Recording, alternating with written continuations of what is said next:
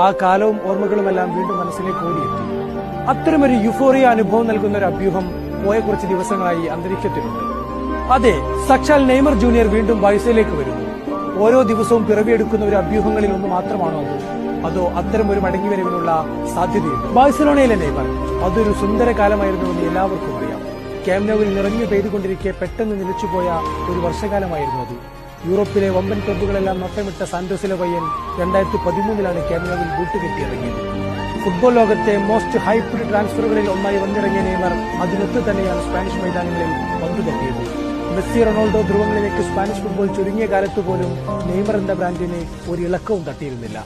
Lionel മെസ്സിയും Luis സുവാരസും നെയ്മറും അടക്കമുള്ള ആ ലാറ്റിൻ അമേരിക്കൻ ട്രയോ അക്ഷരാർത്ഥത്തിൽ സ്പാനിഷ് മൈതാനങ്ങളെ ഒരു ഡാൻസിംഗ് ഫ്ലോറാക്കി.